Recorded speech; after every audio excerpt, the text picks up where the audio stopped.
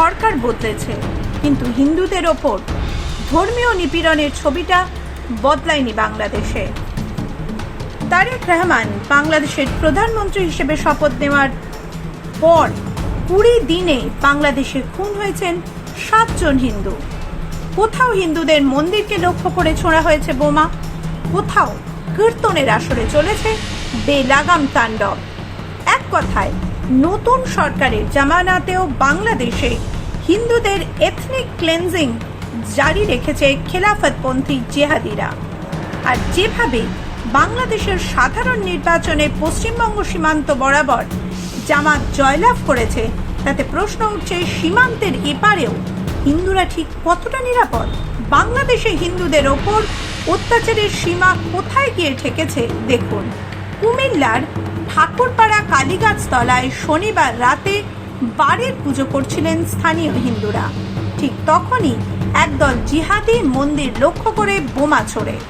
সেখানে পুরোহিত ছাড়াও ছিলেন মহিলারা, তাদের মাঝখানেই আছড়ে পড়েছে বোমা। এই পৈশাচিক হামলায় মন্দিরের পুরোহিত কেশব চক্রবর্তী মারাত্মকভাবে জখম হয়েছেন। বর্তমানে কুমিল্লা মেডিকেল কলেজ হাসপাতালে মৃত্যুর সঙ্গে পাঞ্জা লড়ছেন তিনি।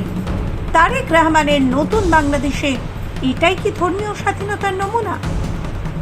ফেব্রুয়ারিতে ঢাকার সিংহাসনে বদল এসেছে। মোল্লা ইউনুসের ছদ্মবেশে খুঁজে গিয়ে এখন রাজদণ্ড বিএনপি নেতা তারেক রহমানের হাতে। কিন্তু বদলালো না শুধু হিন্দুদের কপাল। নির্বাচনের আগে যারা বলেছিল সংখ্যালঘুরা নিরাপদ থাকবে, আজ তাদের মুখোশ ছিঁড়ে রক্ত ঝরছে। মাত্র 20 দিন, হ্যাঁ মাত্র 20 দিনের শাসনে 7 জন হিন্দুকে নৃশংসভাবে হত্যা করা হয়েছে বাংলাদেশে। এক কথায়, সরকার বদলালেও সীমান্তের ওপারে অবাধে জারি হয়েছে পরিকল্পিত এথনিক ক্লিনজিং বা হিন্দু নিধন যজ্ঞ। 15 আনা মুসলিম দেশে 1 আনা হিন্দুদের অস্তিত্ব কি তবে মুছে ফেলতে চাইছে ওপার বাংলার রাষ্ট্রযন্ত্র? যখন 16 বছরের কিশোরকে ট্রাকের নিচে পিষে দেওয়া হয়, যখন শিক্ষককে বুক চিড়ে খুন করা হয়, তখন বুঝতে হবে এই লড়াই শুধু ক্ষমতার নয়, এই লড়াই অস্তিত্ব রক্ষার।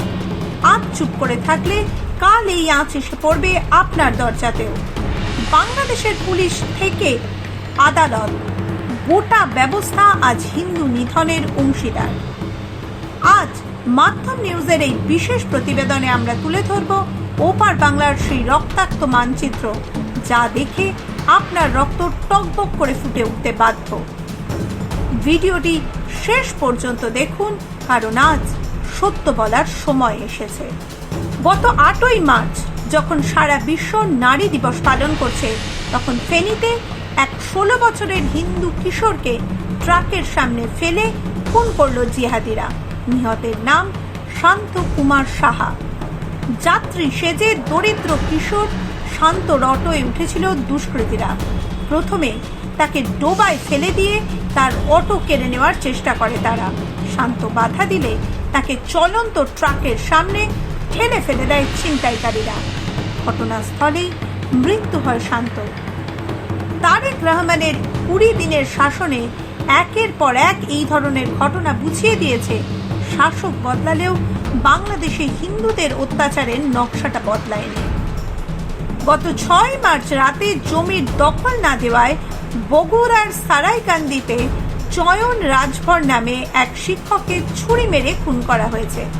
হামলাকারীর নাম আমিনুল। ঠিক যেভাবে 1947 সালের পর থেকে সেদেশে একের পর এক হিন্দুদের জমি ও সম্পত্তি দখল হচ্ছে, ঠিক একই নকশায়। আর কক্সবাজারের গণেশ পাল, তিনি নিজের জমিতে বাড়ি বানাতে চেয়েছিলেন। সেই অপরাধে জিসান নামের চিহ্নিত দুষ্কৃতীরা তার ওপর ঝাঁপিয়ে পড়ে। কেন? কারণ গণেশ পালদের মতো হিন্দুরা আজ সেদেশে পণবন্দী। হয় চাঁদা দাও, নয়তো প্রাণ দাও। এটাই কি বাংলাদেশের নতুন সূর্যোদয়? বাংলাদেশের গোটা হিন্দুদের ওপর অত্যাচারে যুক্ত গোটা ব্যবস্থা, পুলিশ প্রশাসন থেকে আদালত, বাংলাদেশে হিন্দুদের এথনিক ক্লেন্সিং এর ষড়যন্ত্রে যে প্রত্যেকে যুক্ত, তা এতদিনে জলের মতো স্পষ্ট। হাতে গরম প্রমাণ দেখুন। বাংলাদেশের মুন্সিগঞ্জের সাতঘরিয়ায় সাগর নামে এক যুবককে গাছে বেঁধে পিটিয়ে মারে উন্মত্ত জনতা। ওই হিন্দু যুবককে যখন পৈশাচিক উল্লাস করতে করতে পেটানো হচ্ছে, তখন পুলিশে ফোন করেছিল বেশ কয়েকজন স্থানীয় বাসিন্দা। পুলিশ আসেনি। পুলিশ কেন আসবে? তারা তো উপরতলার নির্দেশ পালন করতে ব্যস্ত। চট্টগ্রামের আকাশ দাস কিংবা চন্দন দে কারোর ফোনই আজ শ্রীঘরে নেই, কারণ বাংলাদেশের পুলিশ, সে দেশের আদালত আর তারেক রহমানের প্রশাসন আজ এক সুতোয় গাঁথা। লক্ষ্য একটাই, বাংলাদেশকেই হিন্দু মুক্ত করা, হিন্দুদের অস্তিত্ব মুছে ফেলে সেখানে এক গোঁড়া খিলাফত কায়েম করার চক্রান্ত আজ দিনের আলোর মতো স্পষ্ট। সরকার, সেনাবাহিনী, সেখানে কেউ হিন্দুদের পাশে নেই। কিন্তু সব থেকে অবাক লাগে ভারতের সেই সমস্ত তথাকথিত ধর্মনিরপেক্ষ আর সংখ্যালঘু অধিকারের ঝান্ডাধারীদের। আজ কোথায় গেল আপনাদের সেই মানবাধিকারের বুলি? কেন আপনারা আজ মুখে কুল বেটে আছেন? যখন ভারতে কোথাও কিছু ঘটলে মোমবাতি নিয়ে রাজপথ আটকে দেন, তারা এখন কোথায়? পানের থেকে চুন খসলে বুদ্ধিজীবী মহলের পুরস্কার ফিরিয়ে দেওয়ার হিড়িক পড়ে যায়। খবরের কাগজে, আপনাদের কলামে তখন উপচে পড়ে সহমর্মিতা। কিন্তু আজ যখন বাংলায় হিন্দুদের এথনিক ক্লেন্সিং বা পরিকল্পিত ধর্মীয় নিধন চলছে, তখন আপনাদের কলম কেন বোবা? আপনাদের এই সিলেক্টিভ সেকুলারিজমে বা সুবিধাবাদী ধর্মনিরপেক্ষতা কি কেবল ভোটের অঙ্ক মেলাতে? ওপার বাংলার হিন্দু ভাই বোনদের এই হাহাকার কি আপনাদের কানে পৌঁছয় না? নাকি আপনাদের উদারতা কেবল সীমান্তের এপারেই সীমাবদ্ধ? ধিক্কার জানাই আপনাদের এই মেরুদণ্ডহীন ভণ্ডামিকে। আপনাদের এই নীরবতা প্রমাণ করে দিচ্ছে আসলে ধর্মের ভিত্তিতেই সব পালন করেন আপনারা। বাংলাদেশে হিন্দুদের কত রক্ত ঝরলে রাষ্ট্রপুঞ্জ সহ প্রথম বিশ্বের দেশগুলি কানে এই আর্তনাদ পৌঁছবে। ওপার বাংলার হিন্দুরা আজ নিজেদের দেশে পরবাসী। তারা আজ ডুকরে কাঁদছেন আর সাহায্যের প্রার্থনা করছেন। মনে রাখবেন, আজ ওপার বাংলা আক্রান্ত হলে কাল এপার বাংলার আকাশেও মেঘ জমবে। বাংলাদেশের এই হিন্দু নিধন যজ্ঞের বিরুদ্ধে আজই গর্জে উঠতে হবে। সরকার বদলালেও বাংলাদেশে হিন্দুদের ওপর নির্যাতনের কাহিনী বদলায় না। কেন? সেজন্য জবাবদিহি করতে হবে বাংলাদেশকে।